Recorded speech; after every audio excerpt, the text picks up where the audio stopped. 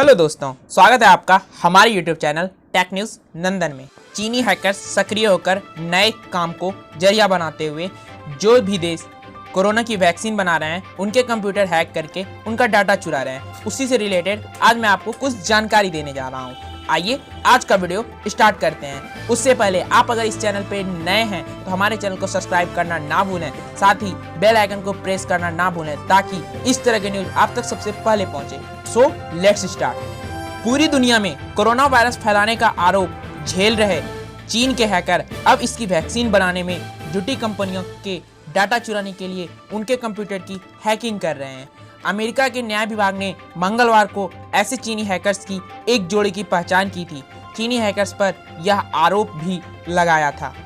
विभाग का आरोप है कि हैकिंग करने वाली जोड़ी ने देश की खुफिया सेवा की ओर रक्षा ठेकेदारों, हाई एंड मैन्युफैक्चरिंग सहित दुनिया भर के उद्योगों के डेटा चुराने की कोशिश की है। इन दोनों की पहचान फिलहाल ली जियाओयू और डोंग जियाजी के तौर पर की गई है। इन दोनों ने पहले भी चीन के सीक्रेट एजेंट के तौर पर काम किया था। इनको इस तरह से कंप्यूटर के डेटा हैक करने में विशेषज्ञता हासिल है। इस वजह से ये दोनों इन दिनों कोरोना वायरस की वैक्सीन बनाने वाले देशों के कंप्यूटर का डाटा हैक करने में जुटे हुए हैं, जिससे अपने देश के वैक्सीन बनाने में मदद कर सके। अधिकारियों ने यह भी बताया कि इन दोनों के खिलाफ इस माह की शुरुआत में ही एक केस भी दर्ज किया गया था। माना जा रहा है कि उस चीनी हैकर्स ने हाल ही के महीने में कोरोना वैक्सीन को लेकर काम कर रही कंपनियों के कंप्यूटर नेटवर्क में सेध मारने की कोशिश की। कोरोना वैक्सीन के लिए कंपनियों का नाम सार्वजनिक है। अमेरिका ने आरोप लगाते हुए कहा कि चीनी हैकर्स कोरोना वायरस से संबंधित रिसर्च को निशाना बना रहे हैं। अमेरिका के जस्टिस डिपार्टमेंट ने मंगलवार को दो चीनी हैकर्स पर दुनिया भर की कंपनियों से करोड़ों डॉलर के व्यापार से जुड़े सीक्रेट्स चुराने का आरोप भी लगाया। अमेरिका के जस्टिस डिपार्टमेंट ने यह भी कहा कि चीनी हैकर्स ने उन कंपनियों को भी टारगेट किया जो कोरोना वायरस के लिए वैक्सीन तैयार करने में जुटी हुई है। दरअसल चीन से कोरोना वायरस का फैलाव हुआ, मगर अब तक वो उसकी वैक्सीन नहीं बना पाए हैं।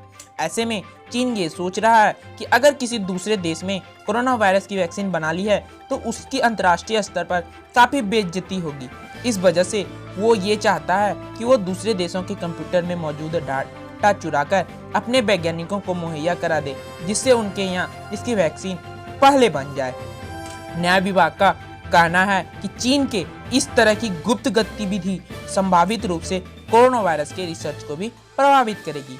यह आरोप संयुक्त राज्य अमेरिका और संबद्ध देशों के द्वारा रूस के टीके के विकास पर जानकारी चुराने के प्रयासों के आरोपों के बाद आए थे।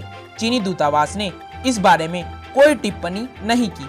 अमेरिका की ओर से इन दोनों आरोपियों को सौंपने की मांग की गई, मगर इन दोनों को अमेरिका सौंपे जाने की उम्मीद नहीं है, क्योंकि चीन का संयुक्त राज्य अमेरिका के साथ प्रतिरोपण संधि नहीं है। इन संदिग्धों ने दुनिया भर के सैकड़ों कंप्यूटर नेटवर्क को निशाना बनाया और अज्ञात कंपनियों के कारण करोड़ों डॉलर की बौद्धिक संपदा का नुकसान हुआ। उदाहरण के लिए हैकर्स ने संयुक्त राज्य अमेरिका और जापान में काम करने वाली एक कंपनी को गैस टरबाइन के लिए कैलिफोर्निया की एक रक्षा फॉर्म और इंजीनियरिंग ड्राइंग से रेडियो और लेजर तकनीक पर शोध किया था।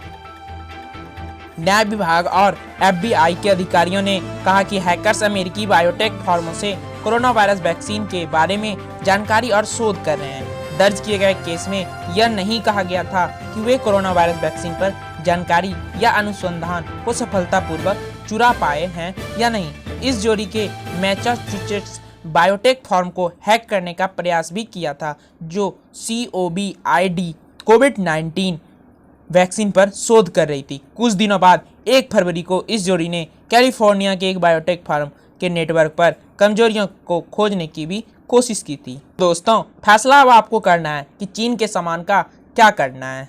आज का ये न्यूज़ चीन हैकर्स के लिए यहीं समाप्त होता है। तो ये वीडियो आपको कैसा लगा कमेंट करके ज़रूर बताएं। अगर कहीं सुधार करने की ज़रूरत है तो मैं वहाँ सुधार करूँगा। साथ ही अगर आप हमारे चैनल पर पहली बार आए हुए हैं, हमारे चैनल को सब्सक्राइब करना ना भूलें। धन्यवाद।